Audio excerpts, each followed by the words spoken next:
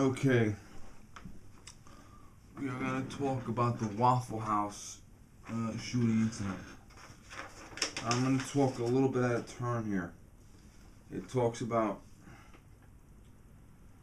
the incident, then the prior incidents, and then it talks about the his past history.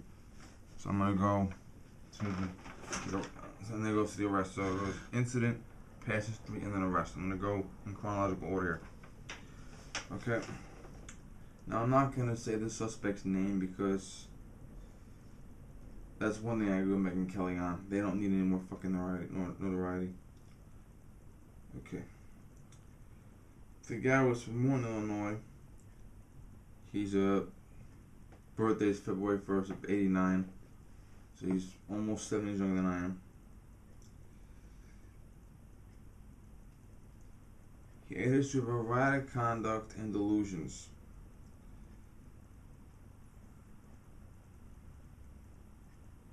Okay, his own parents called the paramedics on him because he was in a parking lot of a pharmacy. He thought Taylor Swift was stalking him. Now, Taylor Swift is too much of a snot-nosed bitch to even give a fuck that this guy existed in the first place, okay? So, Taylor Swift wouldn't lower herself to stalk you. She'd lower herself to accuse of sexual harassment, lower herself to ruin your life, but she wouldn't lower herself to stalk you.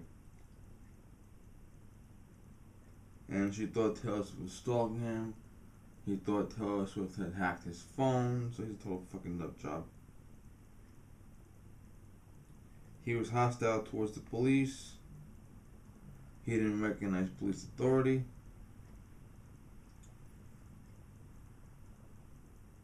And in 2017, he was living in an apartment that was above his father's crane rental store. Office, rather. He would go and rent a crane. First of all, he needed a fucking license to use a crane, but his father had a crane rental company, and he was living in an apartment above the crane rental place.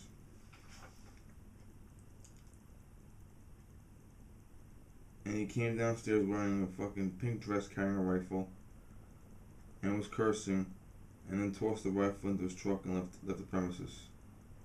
That was on one occasion.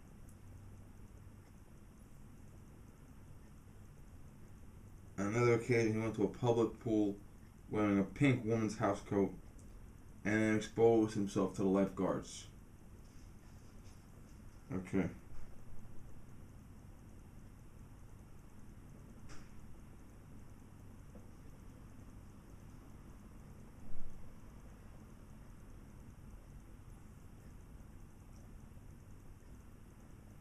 Then in July of 2017, he went to the White House area and he crossed the perimeter without Secret Service permission.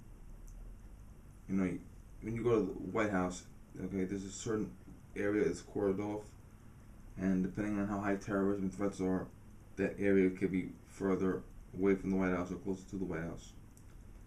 And he went into an area where the Secret Service did not want him to be, and the Secret Service told him to leave that area, and he said, "No, I gotta meet the president," and they arrested him.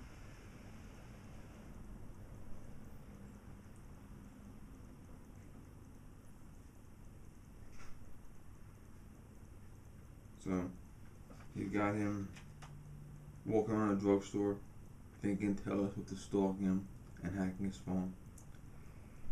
You got him wearing a pink dress, brandishing a rifle, cursing at people. You got him wearing a pink woman's housecoat, showing his genitals to lifeguards. And you've got him near the White House, disobeying a Secret Service order to leave. Now his guns were taken away from him, and he was given community service for the incident, or at least away from the White House.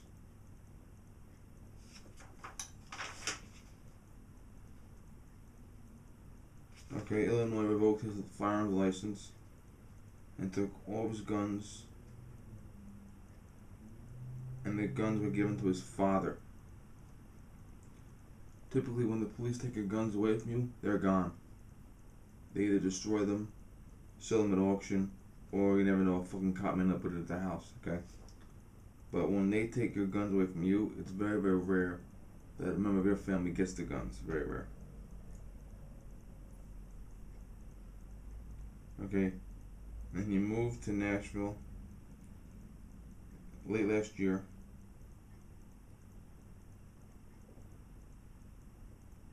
He started working for a construction company, and he was fired because he kept saying people are after him. Okay? Now the Waffle House incident. Yeah, he came into the Waffle House partially naked. Okay. He was only wearing a green jacket. He was in the. He used his AR-15 to shoot 2 people outside the Waffle House, killing them. Then he entered the Waffle House, and he continued firing, killed a 3rd person, and then he fatally injured a 4th person. That means the person was injured, lived, and died later on. And there were 4 other guys that were injured. A restaurant patron, 29-year-old James Shaw Jr., was hiding near the bathroom area, and then Shaw saw an opportunity. Maybe they didn't go into specifics, but Shaw saw an opportunity, which could have been a reload, that could have been him turning away. But Shaw saw a golden opportunity to wrestle the gun away from him, and he broke free. Police put out the APB on his ass, and he was arrested. Now this shit is put out of order. I'm sorry.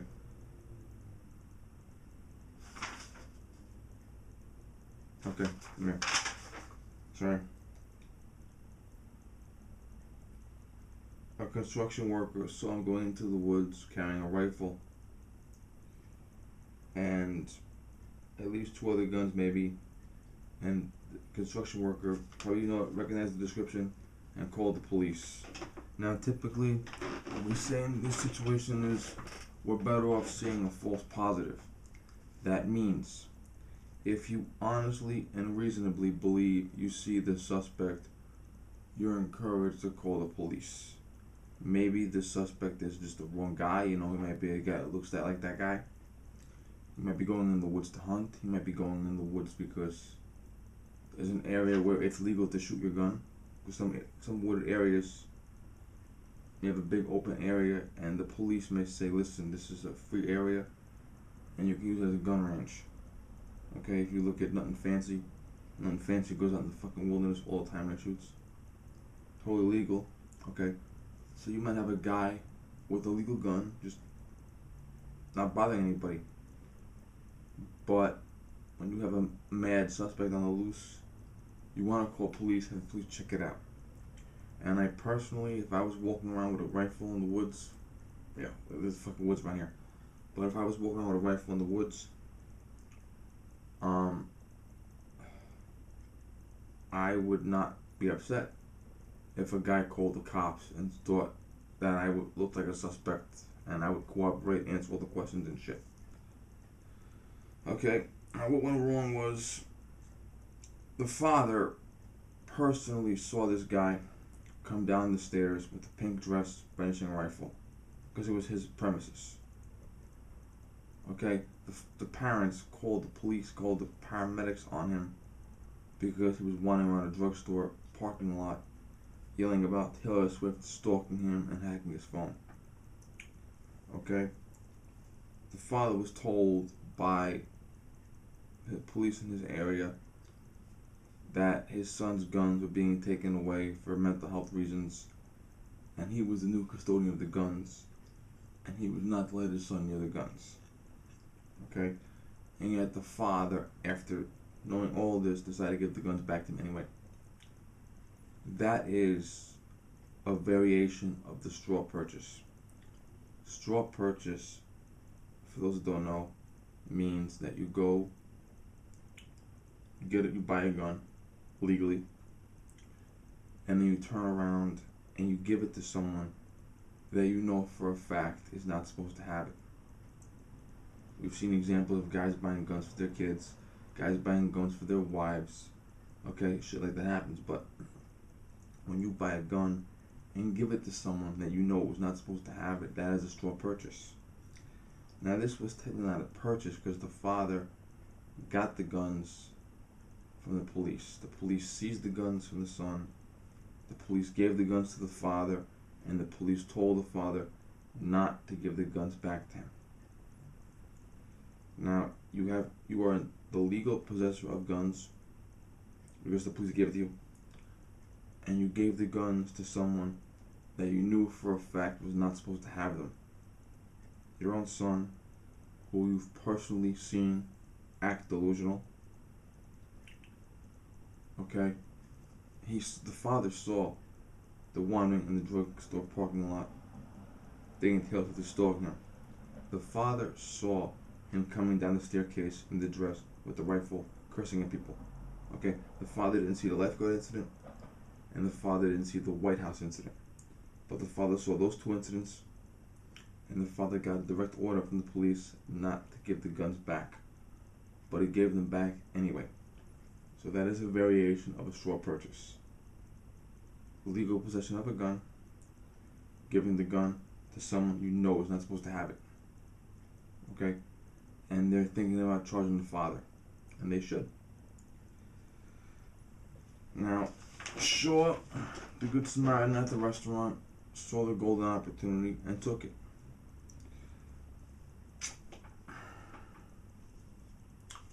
K-Bar, TDI. Okay. I carry this frequently. Usually right hand side. Out of the waistband with covering, or sometimes in the waistband like this. Okay. I can draw this with my right hand, and I prefer to do that.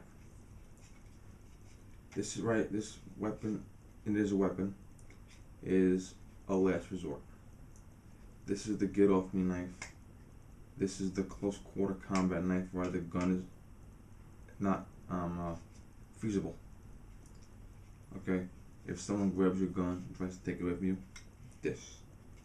If you're in a movie theater and the guy next to you starts shooting people, and you're at a very close range where you don't want to use your gun because you're afraid your bullet will hit an innocent person, but the suspect is point blank range, this. Okay, if Mr. Shaw had this knife, the suspect would have died right then and there. There would have been no manhunt.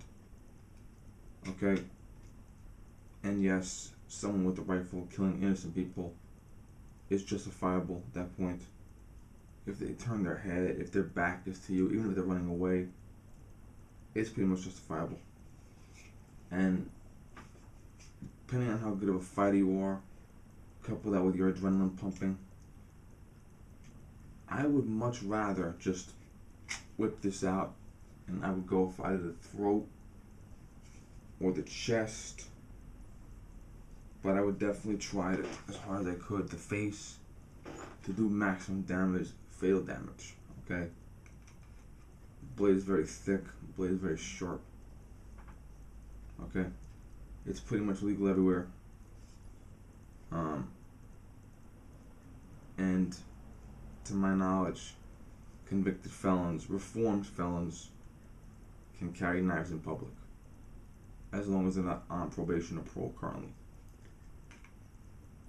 Different states may vary with that, but you should definitely consider buying this or something like it. My neck knife, my CRKT neck knife, you might not be able to get it in time, and the blade is not as thick as this one. Also, ESSE, ESSE,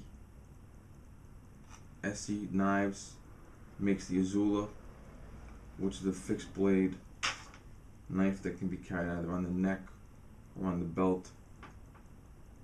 And Ben from Blade HQ carries his on the right side, tip up. Okay. you should definitely consider this option. Okay, because if I was there, I almost certainly would have had this. Fixed blade is easy to deploy because unlike a folder, there's no flipping, there's no opening, there's no flipper. Okay, this blade comes out of the sheath right away, ready to go. And unlike, I can't do a lot of things with my right hand, also because the fingers are slow. But this is one of the few things I can do with my right hand. Okay, so this, ready to go. I've practiced drawing this many times. Okay, I can reach it very quickly. Even if it's concealed, I can reach it fast. So if I were Mr. Shaw, I would have had this on me, and it would have been done. Okay, I'm witnessing murders. Totally legal. Because you never know if he may overpower you. Or you never know, as you're fighting over the rifle, he might have the knife. Okay? So, this is always a good option. This. In fact, I'd rather have this knife than a gun. Because with the gun, the bullet is going to miss. When I fire my bullet at you, if I'm shaking, my bullet's going to miss. This is not going to miss. This is in my hand, and my hand guides it into the body of the suspect. This will not miss. Okay. And like I said, this is the last resort. This is rape. This is murder. Okay? That's it. I always gotta put that disclaimer in there. This is the anti-rape knife and the anti-murder knife. That's it. Okay? And when I'm in public, I know I'm going on about this fucking knife, but if I'm in public and I need a blade, I take out my folding blade and use that. I never draw this. Me drawing this in public will only happen when it needs to come out. That's it. Because it's a defensive blade. And if you pull out a defensive blade in public, someone's gonna think it's a threat. You could literally pick this fucking blade up, pick it up out of the sheath, and cut a fucking envelope with it. Okay? This is gonna be considered a threat. So it's only to be used when the time is right. Alright? This. Then he wrested the gun away from the suspect, and the suspect fled. Later on, the construction worker thought he saw something, see something, say something. Okay? And he made a hit. Okay? And there were a billion times throughout all of history where some guy called the police and ended up being not the suspect. Ended up being an off-duty cop, ended up being a hunter, ended up being a housewife. Okay? Many times the wrong guy was arrested. You ever see America's Most Wanted? There were times the actor that plays the suspect on America's Most Wanted in the recreation, the actors themselves were picked up on the street. Okay? Shit happens, okay? You're better off just picking up the phone, calling the police, telling the police to check it out.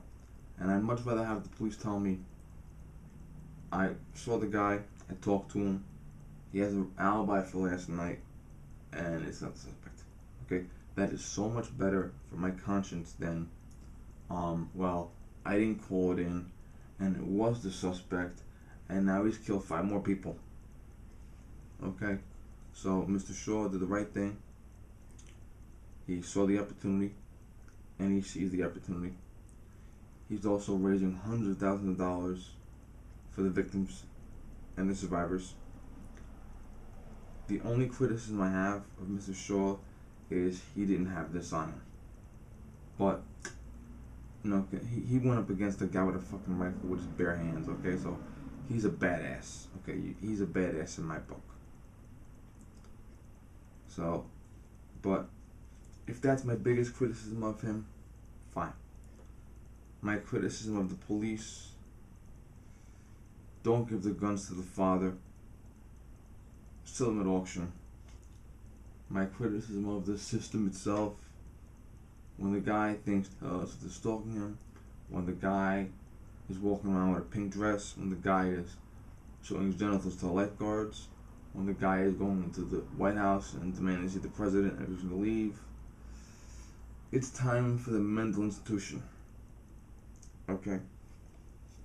But that's about it. In the link below, I'm going to post, I got this from Blade HQ. In the link below, I'm going to post a link to Blade HQ for this blade. I'm going to post a link to Blade HQ for the SC Azula that Ben carries. Okay. And if you are an 18-year-old person who is not a convicted felon on parole, and if you are responsible enough to only use this as a last resort, I will encourage you to. Okay? We're going to do that. I pray to God I never need it, but if I do need it, it's here. Okay. Yeah, I know I'm showing this off a little bit tonight, right? But, yeah. Alright. Okay. And once again, we fucked up. This guy should have been in a mental institution. Because as far as I'm concerned, he met that criteria. The police should have given the guns to anybody except the father. Okay? The father should be charged with the crime. You may have to look up the statute very carefully in detail to see what the crime is, but I know for a fucking fact that when the police tell you keep these guns away from your son because your son is a fucking lunatic and you give him the guns anyway, I know for a fact that's a crime. And it's of the mindset of straw purchase. I had the gun legally. I gave it to a guy that didn't need it. I gave it to a guy that I was told not to give it to. Okay, that's kind of like a straw purchase. It's in that realm of supplying a gun to someone who should not have it. It's the same as if an FFL gave you a gun without a background check. It's the same as if you bought a gun and gave it to a guy that you knew did 10 years in prison. It's of that mindset. Okay, I gotta go. Thank you.